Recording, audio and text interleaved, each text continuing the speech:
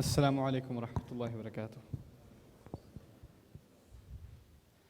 الحمد لله رب العالمين والصلاة والسلام على أشرف الأنبياء والمرسلين وعلى آله وصحبه أجمعين.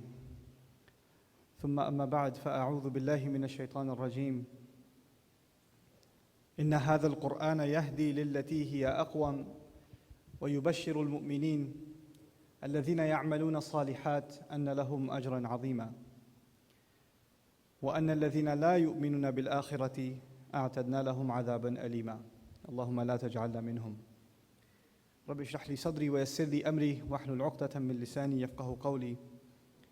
واللهم ثبتنا عند الموت بلا إله إلا الله. واللهم اجعلنا من الذين آمنوا وعملوا الصالحات وتواصوا بالحق وتواصوا بالصبر. آمين يا رب العالمين. Can everyone hear me clearly in the back? Can you guys hear me? Raise your hand if you cannot hear me. If you can't hear me. Okay, good. Nobody raised their hand. All right. I wanted to make this first session, inshallah ta'ala, and dedicate this one session to what I feel is one of the most pressing issues in the lives of Muslim youth, one that I have come to experience myself personally at one point in my life, and as I've had the opportunity to travel more recently and interact with many, many young people across the country, I'm noticing that it's not a program localized to one community or limited to one specific kind of person, but rather it's happening pretty much almost universally. And I guess I'd probably want to term that a crisis of faith and a crisis of confidence in the religion. You know, alhamdulillah, many of you that are sitting here are Muslims that are eager to learn something more about their religion, and they want to advance further, and inshallah ta'ala, you guys are the hope for becoming ambassadors of this religion, not just to non-Muslims, but even to your struggling Muslim friends and family that are Muslim, but they're barely holding on to their faith. And they're barely holding on to any semblance of Islam in their lives. And you are, at this point, the only people, the only connection essentially that Allah has provided to them for Islam. So the fact that you're here is already speaking volumes for the kind of commitment you have. And you might not think very highly of yourselves, but actually I do. And Allah Azza wa Jal, perhaps Allah Azza wa Jal holds you in very high regard. And may Allah accept this gathering and gatherings like this one and make us sincere in them. Now what I wanted to talk about, this crisis of faith, I'll share a couple of stories with you and then I'll talk about it in general. The first story is from a couple of years ago. I was giving a khutbah in a city that I don't want to name, and at the end of the khutbah, a father came up to me and said, "I'd really like you to have lunch at our house. I want you to talk to my daughter." And I said, "Okay, I guess I have time." So he was right next door to the masjid too, so he took me to his house. And his daughter, he said, if you're okay with it, my daughter has some questions about Islam, etc., etc. If you don't mind, you can help her answer some of them. So his daughter comes out. By the way, this is a Muslim family, born and raised Muslims. Parents are born and raised Muslims. Children are raised Muslims. And she comes out and she has piercings in strange places on her face, like on the side of her eye and like a couple on her forehead, like weird places. You look at that and you go, ouch. But anyway, so she sits down. I'm kind of weirded out at this point, but okay, you know what? Let's have her ask her questions. And she had about 30 of those. She had about 30 questions. And I didn't answer any of them. I just said, so what else? I kept saying, what else? And she kept adding stuff. And she had questions like, well, I have some friends at high school and they're gay and they're not bad people. They haven't killed anyone. So why do we hate them so much? And why did God make a hell? Why did he have to do that? What's the point? If he wanted to make a hell, then why did he create us to begin with? If he knows we're going to go there, then why did he do that to us? And she said, well, what's so bad about having a boyfriend? It's not like, murder. I'm not that bad. What's the big deal? Why did we make such a big deal out of everything? And I said, at this point, internally, I've already had 3 heart attacks, but externally, I'm saying to her, what else? And she just keeps going and going and going. And mind you, her father is sitting there. So if I'm having seizures, I felt really sad for him. I really did. And she just kept going and going. And at the end of her 30 questions, I said, okay, I'm willing to spend time with you and discuss these issues with you, but I'd rather you just answer one of my questions first. If you could do that, then we can probably have a good, well-directed conversation. There was a copy of Quran sitting on the dining table, so I picked it up. I said, do you really actually believe this is from God? Sent by an angel, through an angel, to a man, sallallahu alaihi wasallam. And whatever this has is perfect instruction for you and for me to live our lives in the best possible way. And if we live our lives this way, we'll find happiness here and forever. And if we don't, we'll find misery here and forever. Do you actually believe that? She goes, no, I'm not so sure. So she told me flat out, I'm not so sure. I said, well, then all of those other questions don't matter. None of that stuff matters. That's what I would call a crisis of faith. That's the first crisis of faith. And she's not the only one. I've seen this story play itself out. And a lot of people have those kinds of questions. They don't ask them. They don't ask them. A lot of people, I'm not just picking on girls here. Muslim guys, they'll be raised in a religious family and they know certain things are haram. And they'll, in their head they'll say, why is it haram? Why can't I do that? And they'll just say, Allah said so. You say that for everything. And then if somebody was to ask them, so what's Islam? Everything's haram. Here's my summary. All right? Islam equals don't smile, don't have fun, don't live life, because all of that stuff is haram.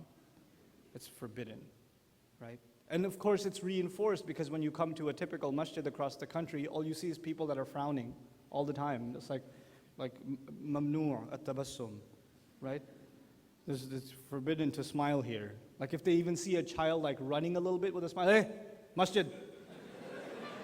Don't you see the sign says sadness only?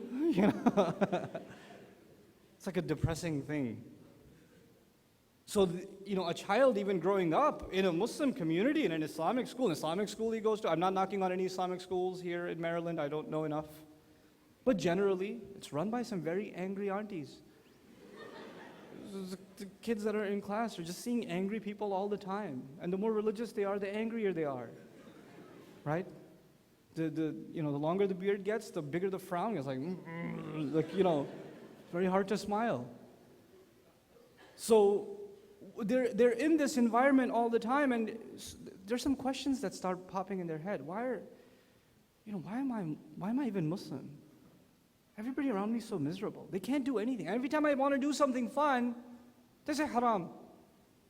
They say wrong. And all the friends I have in school, they say they're going to hell. What do you want me to do? Internally, a young man, a young girl, a young boy starts getting a little turned off by the religion. They start getting turned off by it. And then on top of that, most parents, let's be honest, most parents, even if they want to put their children in Islamic schools, they can't afford to. A lot of times they can't. It's a tough economy. It's not easy to afford, So most of our kids go to public school. That's a reality. It's not something you should embarrass people about. It's just a reality of Muslims living in this country. They go to public school. So parents feel guilty that they're not themselves able to give a quality religious education. They're certainly not getting one at school. Might as well put my child in Sunday school, right? That'll help. It won't. It doesn't. Ask your child if it helped. Right? I asked the controversial question, if you want to gauge, and I love Sunday schools, by the way. I used to run one, and I think they're a blessing, and they're an important effort in the effort to educate our children. Nonetheless, ask the average child that is sitting in Sunday school, any given Sunday. You just pull up, take one random kid from, especially a teenager, 12, 13, older. Pull them aside. Do you want to be here? Just ask them that one question. Do you want to be here? What is the overwhelming answer you will find?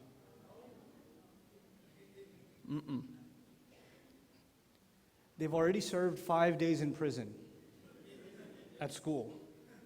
The prison for a child is behind a desk. And what do parents do? You need to serve some extra time. Here's a 6th day in prison. By definition, kids hate class. It's, when the bell rings for recess, you should look at, I used to be a teacher at a school, And one of the ways I would punish students if they were misbehaving is the bell for recess would ring, and I say, you can't leave yet. You have to finish 10 more problems. And you see all these kids sitting there. And as the bell rings, the temperature in their seats rises. And it hurts to stay inside your seat. And then they look outside the window and they see others entering the gates of paradise. You know? And they're like, oh, yeah. Can we go, please, please, please? Just anything but here. Anything but here. They hate being in a class. And what do? We stick them in another class. And when we stick them in another class, oh, at least it should be fun, right? No. Not going to be fun either. Somebody's going to come and they're going to, my second story now. My second story. This has actually happened in a Sunday school I used to be a part of. The class next to me was a bunch of teenage boys, or preteens, like 11 to 13, younger guys. Teacher walks in and says, today, children, I'm going to tell you the best story of all time. The best. Do you know what it is? This kid raised his hand. Yes, you can tell me what it is. Dragon Ball. This kid next to him goes, no, Yu-Gi-Oh, Yu Hakusho, something. This other kid goes, no, Naruto. And this other kid, and they start arguing with each other. No, that's the best story. No, that video game had the best storyline. And the sequel was even better because it went backwards in time. And the other one goes, no, did you see that movie? Oh my God, it was awesome. Have you seen the third season of this or that or the other? Oh my goodness, this argument breaks out in class. And the teacher standing there in shock, his jaw is dropped. He doesn't know what to do. Like, no. This is all wrong. I meant the story of Yusuf in the Quran. Because you know Allah Azza wa Jal says, نَحْنُ نَقُصُّ عَلَيْكَ أَحْسَنَ الْقَصَصِ كَمَا قَالَهُ سُبْحَانَهُ وَتَعَالَى. He said himself, we're narrating on to you, in fact, the best of all possible stories. This is a claim made by Allah. And so he was expecting the child who raised his hand to say, yes, I know the best of all stories. It's the story of Yusuf alayhi salam. Nobody said that. It wasn't even a contender. It wasn't even a contender. So he says, no, children, you're all wrong. The best story is the story of Yusuf. And the kids go, oh, I already know that one. Okay, yeah, sure, it's the best. Do you think they really believe it's the best? That's a crisis of faith right there. Allah said something. And our children sitting in a Sunday school, in a masjid, in the house of Allah, no matter how badly you want them to believe that, they don't. They're just saying it because you want to hear it. They're just saying it because you want it. That's a crisis of faith. That's a huge crisis. We have to understand how to address that crisis. All the other problems we have for our youth, and if you want to make a list of those and have programs about those, how Facebook is a fitna, how YouTube is a fitna, how the internet is a fitna, how stepping outside of your house is a fitna, how high school is a fitna, how the mall is a fitna, how your friends are a fitna, how your car is a fitna, how your cell phone is a goodness gracious, oxygen is a fitna at that point, right? The list keeps going. I'm saying that list is superfluous. I'm arguing that stuff is fluff. We have to look underneath that fluff and look at what the real problem is. The real problem is a crisis of faith.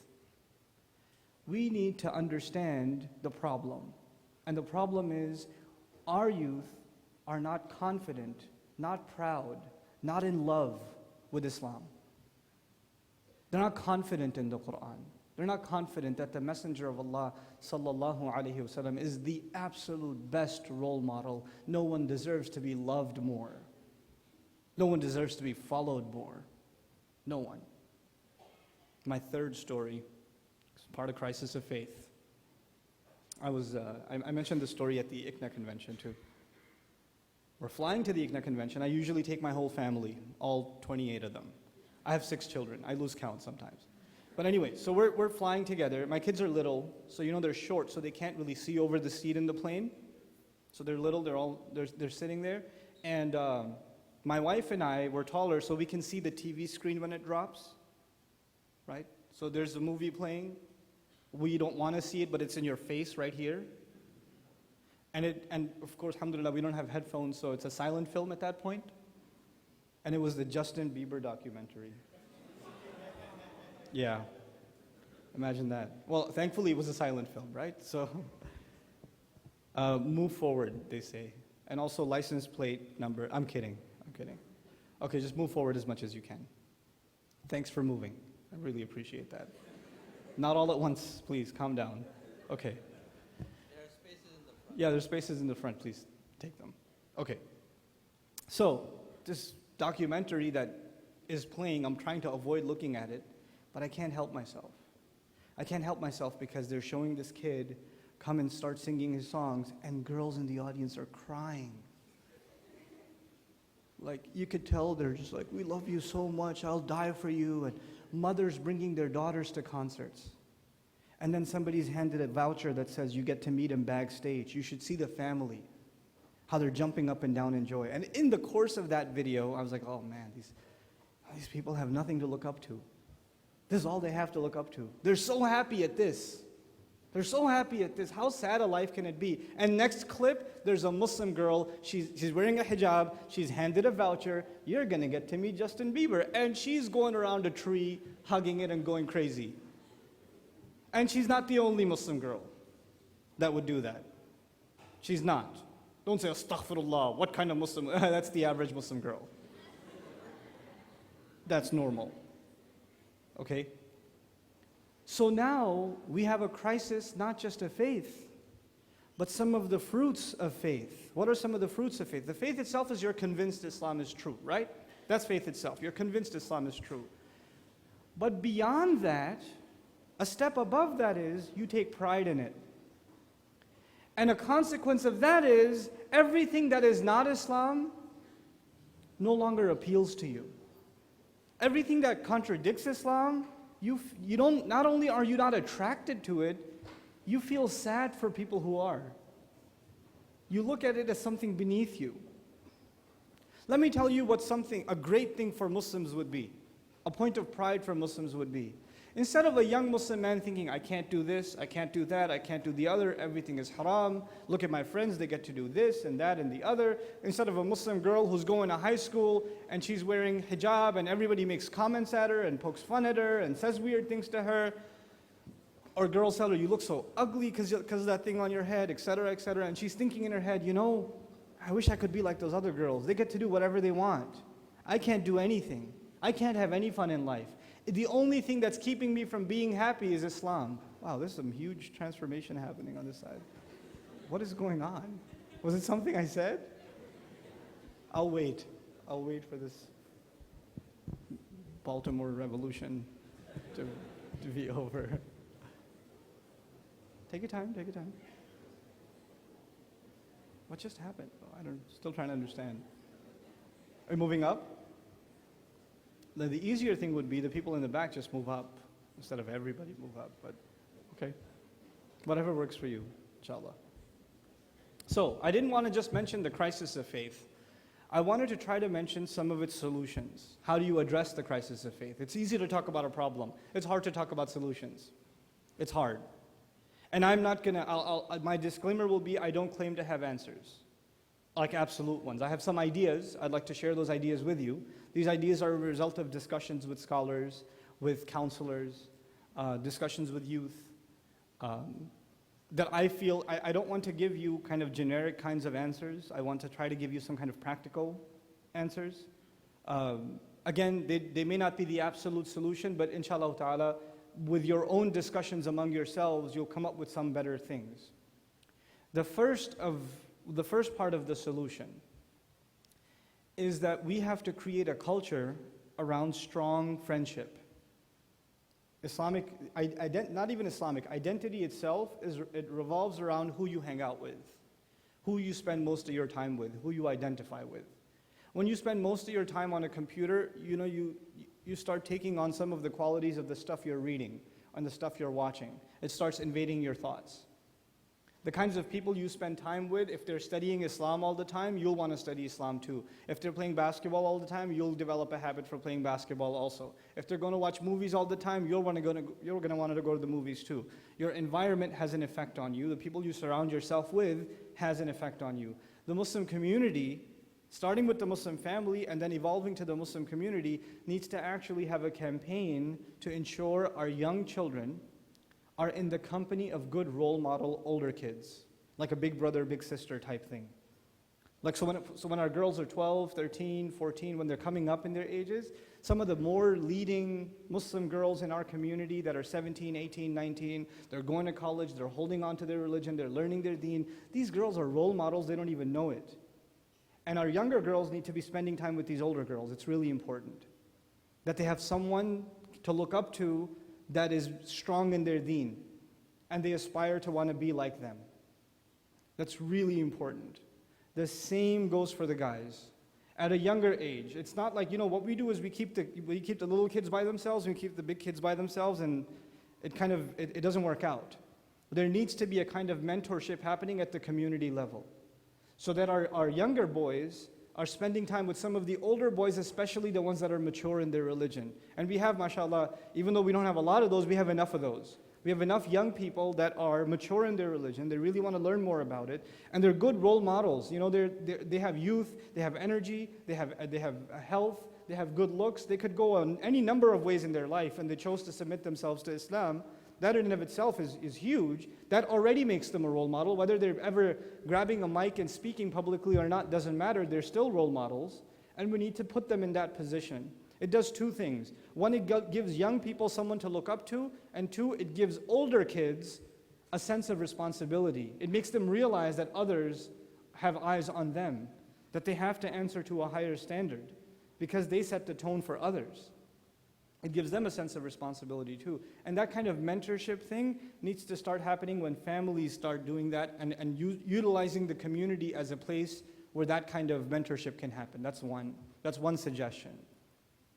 Another really important suggestion, and this is a long-term thing, is that we have to be able to have forums where our young people can talk about the real questions they have without being afraid of reactions from their parents or their imam or their scholar or the speaker. And the speaker should not be in a position to say, you are so wrong, what you said is so bad, you should make istighfar, go slaughter a goat and then come back, etc. We shouldn't put our youth in a position of them feeling intimidated to even want to be able to ask a question. We need to create a space, we need to create an environment where they feel comfortable enough to be able to ask certain kinds of questions. And I say this because of some experience. Muslim community, generally, we're very conservative people. We're very, we have certain expectations of ourselves, and we have expectations of our children, we have expectations of other Muslims. So when our Muslim boys and girls, within even our own family, have certain thoughts, or have certain questions, like if your boy for the first time got asked out on a date, or some girl came up to him and said, you want to go to the prom with me, or something, and he's thinking about it, but he'll never tell his mother. He's thinking about it, but he'll never tell his dad, because you know what's going to happen if he tells his dad, right? Inna lillahi wa inna ilayhi raji'un. That's what's going to happen, right?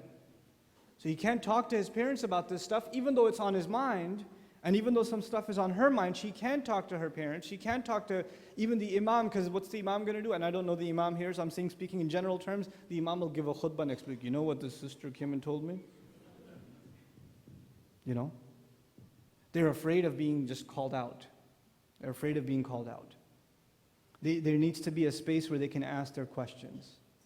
There needs to be a space where they can feel comfortable asking those questions. And there needs to be a training even among our du'at, our da'is. Training in how to answer those questions in a sensitive way. Realizing these are not questions on a piece of paper that you give a black and white answer to. There's a person who's really having problems. It's a human being who's really going through some serious struggles. And to want to spend time understanding where this problem came from. And the best way to try and help them. This is a training in and of itself. It's a training in and of itself. It's not black and white. Just telling our youth, this is wrong, you can't do it, isn't enough. You need to understand, why are they attracted towards that anyway? What led to that? How did they end up in that position? I'll tell you a story about a good friend of mine, Abdurrahman Murphy. He's coming into Maryland in a couple of weeks, I think. He used to be a youth director in Chicago. And when I saw his work in Chicago, I kind of forced him to move to Dallas with me. And alhamdulillah, he served as a youth director in Dallas for some time. And this is a huge masjid. I mean, there's like 1,000 people easily, I mean, on a Friday night at Jumu'ah. Like it's insanely big. 300, 400, 500 people regularly from Maghrib and Isha every day. Right? It's big, big community. Lots and lots of youth. Lots of youth. This is the first time they hired a youth director. And his announcement was, if you've got a problem, come to my office, we can talk about it. So this kind of offer has never been made to youth before. Come to my office, you can talk to me about whatever, it'll stay between us. He's a counselor. First week, I'm thinking about killing myself. I think I'm gay. I've committed the ultimate wrong act. What should I do? I want all kinds of crazy stuff. All kinds of crazy stuff. And when he first came into like 100 people just coming in one after the other, I think I left Islam. I don't think I'm Muslim anymore. All kinds of stuff. The first week he fell into serious depression, like I didn't realize how bad things are. And it's not that Dallas is crazy. It's not that. This is average. This is happening everywhere. But our youth don't have someone to talk to. They don't have someone to talk to. And that's really, and I'm saying I'm not even qualified. And for those of you that are activists, that want to serve Islam in some capacity, think a little outside the box. Yes, we need scholars. Yes, we need du'at. Yes, we need khatibs. Yes, we need speakers. But man, we need counselors really badly. We need people properly trained in psychology, both in the Western sense and the Islamic sense. We need these people. You know, we need teen counselors, mentors. We need marriage counselors, but that's another story. I just want to talk about the youth for now. We need leadership trainers, people that instill a sense of confidence and love in youth. This stuff is important. It's really important, you know? And this is, to me, these things come first. And when these things are in place, then Islamic education on top of that makes sense. It makes sense because the people that are trying to learn now are already convinced of what they should be learning. Our assumption for a long time has been if we give people knowledge, automatically they'll be convinced. It hasn't worked. It hasn't worked. Our kids will tell you about the life of the Prophet ﷺ. Kids that attend really good, and I've seen this happen, really intelligent children that are really good readers. Not Islamically, but just they're good readers. They get good grades in social studies, they get good grades in history, they get good grades in all these other reading subjects. You give them an Islamic studies textbook, they're going to read it, they're going to be really smart at understanding it, they'll get 100 on the test. But it still won't mean they've internalized any one of those principles. That just means they're good readers and they're good at taking tests. And they're going to get an award at the end of the school year for getting 100 on that test. That does not mean that they've internalized anything. Anything. That just means they're good at taking tests. Our gauges of giving Islam, instilling Islam into our youth, our measures for that are very shallow. It's not the same as measuring whether your kid is doing well in math. It's not the same. They're two different things. And then our children are very smart. You know, kids are very adaptive. Especially teens are like cunning. They'll tell you exactly what you want to hear. What's the best story of all? Yusuf alayhi salam. Got him again. Yeah. They'll tell you because they know that's what you want to hear. The scariest thing I've ever seen. Scariest thing. Abdul Rahman was doing a youth program. He said, how many people believe that when you make dua to Allah, you just raise your hand, you make dua to Allah, Allah is actually listening? Everybody raised their hand. Then he said, okay, think about it for 1 whole minute and then tell me. 3 people raised their hand. 3 people. That's the scariest thing. Scariest thing. This is the crisis of faith. This is what we have to address first. This is at the younger youth level. I want to talk a little bit about the older. How much time do I have left? Do you know?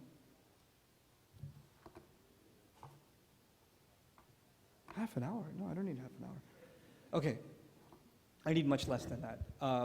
The next level of crisis I want to talk to you is, this is more psychological in nature. But there's one higher up that's more intellectual in nature, a crisis of faith again, a fundamental crisis again. Our kids, you know, we're living in a time now where obviously Islam is constantly under attack. Actually, when you think of Islam, you think of criticism before you think of anything else, okay? And there are certain ideas that are associated with the word Islam, with the word Quran, with the word Sharia, So if you ask an average person, you say the word Sharia, what are the things that come in their head immediately? Without you adding any adjectives yourself, what are some ideas that immediately pop in their head? Beheading, cutting hands, barbarism, stoning, this kind of stuff. This is what comes in people's head. This is popular society. And you cannot imagine, you cannot assume that Muslims that live in a society where Islam is constantly being bashed, not even a society, a world where Islam is constantly being bashed, will not have an effect, some residual effects on them also. It will. It has an effect on us. It impacts us. So our youth have already a little bit contamination in their views of Islam, because they're mixed in with what others say about Islam and what they've come to learn themselves from the deen of themselves. And a lot of times the real foundation isn't there to begin with. Then they go to college. And when they go to college, they already felt bad about looking Muslim, being weird, being different, being the guy that's being criticized all the time. And then they end up in philosophy 101. And they end up in anthropology 101. And they end up in Middle Eastern studies 101. And you know what happens in those courses, right? You know what happens in those college courses? Basically now this youth, let me tell you what's going on. This youth who felt bad about Islam this whole time, they didn't feel confident in the faith to begin with, and it was something they were almost embarrassed about. Now they have some philosophical arguments in their hands that justifies, well, yeah, I'm not that interested in Islam anymore because, how do we really know if God exists? I took a course about whether God exists or not, and there are all these arguments. But the real problem isn't that they have new philosophical arguments. The real problem is they never had a real love and conviction and loyalty to Islam to begin with. These courses only made it easy for you to make an excuse. Hide behind the facade of an intellectual excuse. That's all it is. But they're being equipped with those excuses. And then of course you take Islam, people want to study Islam in the West, and they want to study Islam at the University of Chicago, or they want to do a master's in Islamic studies from George Mason or wherever else. And all over the country there are Islamic studies programs now. These are anti-Islamic studies programs. These are un-Islamic studies programs. The entire idea behind them is criticism. The religion you've learned to appreciate and love and admire your entire life, now you're going to do a master's degree. The entire time your teachers will constantly be doing one thing with Islam. What will that be?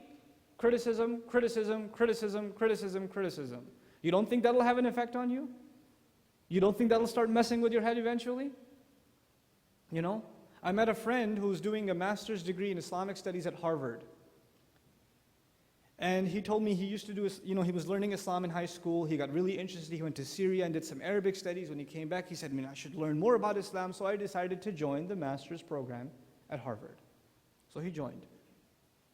1 semester into the program.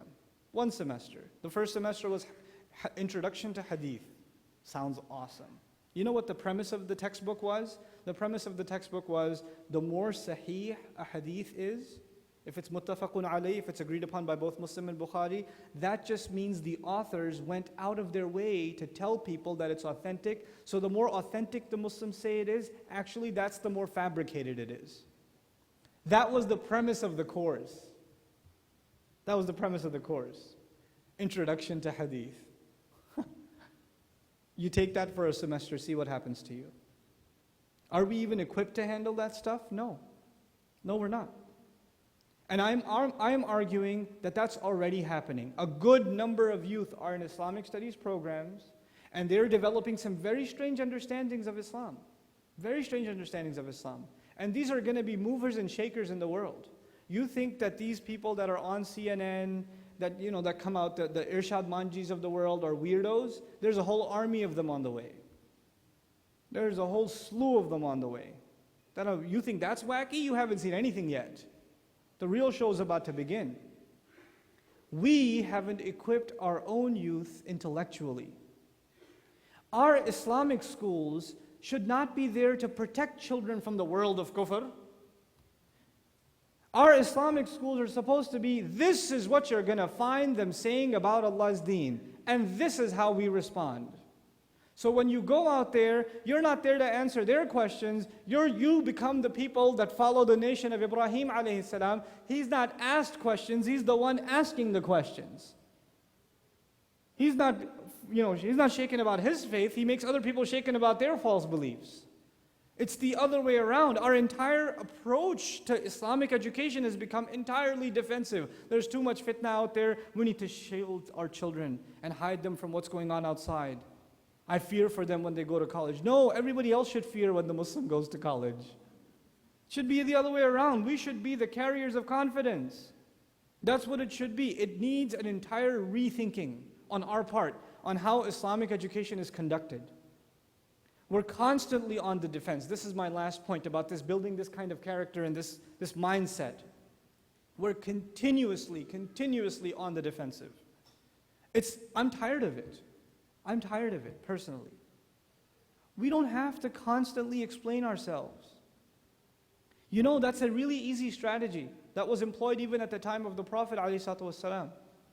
Keep asking him all kinds of questions. Just keep him busy answering those questions. If he's constantly answering your questions, he'll never get around to asking you any questions. So some members of Bani Israel in Medina, some Jews of Medina, who brings you revelation? Jibreel? Oh, okay, that's interesting. Who are these people of the cave? Oh, okay, you know who they are? All right, okay. What's the ruh? What's the ruh? Oh, you got an answer for that too? Okay. How come sometimes a boy is born and sometimes a girl is born? And if he answers that, what are they going to do? Ask another, and then ask another, and then ask another. And you'll be explaining yourself? So Allah answered a few. And then we moved on to another question. They said, وَقَالُوا أَإِذَا كُنَّا عِظَامًا وَرُفَاتًا أَإِنَّا لَمَبْعُوثُونَا خَلْقًا جَدِيدًا. If we're going to be reduced to decayed bones, nothing, we're going to be created again? Really?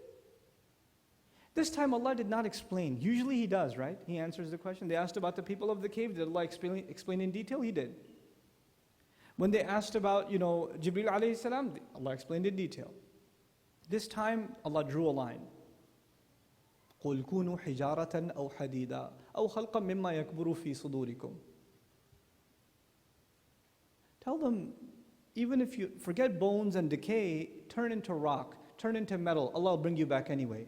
Which basically means shut up and get lost. I'm done answering your questions. Go ahead, turn into whatever you want, Allah will bring you back. Or whatever your imagination can come up with that is even harder to mold. Go ahead. أَوْ خَلْقًا مِمَّا يَكْبُرُ فِي صُدُورِكُمْ. Then so who's going to bring us back? فَسَيَقُولُونَ مَنْ يُعِيدُنَا قُلِ الَّذِي فَطَرَكُمْ أَوَّلَ مَرَّةٍ. Tell them the one who got you back the first time. Now get lost. Straight answer now. We have to see the fluff for fluff. We have to see through that. Not just for the sake of others, but for our own youth. We need to build a confidence into our youth as part of our education of them. If we don't do that, we will be paying the price for that in the next 10 years. I say that very fearfully as I say this to you. We are not, as the leaders of Muslim community, we're not doing an adequate enough job thinking about how to instill the confidence of faith, how to fight the crisis of faith among our Muslim youth. Muslim youth, when they have philosophical problems, we tell them, go make wudu and make 2 rak'ah over there. And if that doesn't work, okay, come back and I'll give you a special dua, recite that and your problem will go away. Listen, if they have a philosophical problem and if they have doubts already, the spiritual solution is there, but you cannot ignore the intellectual solution. You can't. We can't afford. Our deen is intellectual. Our deen is not blind faith. Our deen is powerful. We have to believe that, and we have to instill that belief into our kids. Especially at a time where everybody thinks they've got something on Islam. They've got a reason why Islam is wrong. Everybody. Everybody's got one. Christians are attacking Islam. Do you know how ridiculous that is? Do you understand how absurd that is? I live in the South, right? Or close enough. I live in Texas. And I drive around in the South a lot. And my hobby is listening to Christian talk radio. That's what I do. When I'm on a road trip, I listen to Christian talk radio. And most Christian talk radio is about Islam. Because they have nothing much to talk about with it, So it's just, these Muslims, their Quran, thinks that we're doing shirk. Us believers are doing shirk, and we've got a Quran expert here who's going to explain everything to us. And then they'll have their whole show. And I'm listening to this stuff, and I'm laughing my head. It's such good comedy. It's quality comedy.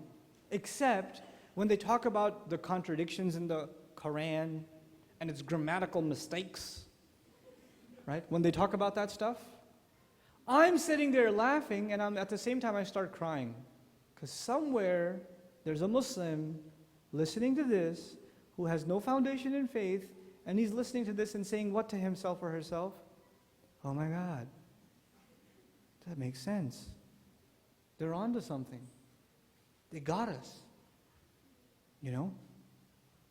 We haven't been able, we haven't yet done our job planting the right seeds. That's my only premise. That's my only point. And we have to do that at an early age. And forums like YM and programs, like regular programs like YM, where youth get together and have company of each other. These are components of building confidence in your faith, because you're around other people that have similar confidence. Confidence feeds confidence. That's one part of it. But now we have to think even further. And we really have to give some serious thought on how to develop these kinds of institutions and how to evolve our current institutions and make them ready for these real challenges that are coming, and see the symptoms for symptoms and see the actual disease that needs to be attacked. Most of the time we talk about the symptoms, we don't talk about the disease. May Allah Azza wa Jal allow us to see the disease and empower us to be able to find a cure for those diseases through His book and the sunnah of His messenger sallallahu alayhi wa sallam. Barakallahu li wa lakum. Assalamu alaikum wa rahmatullahi.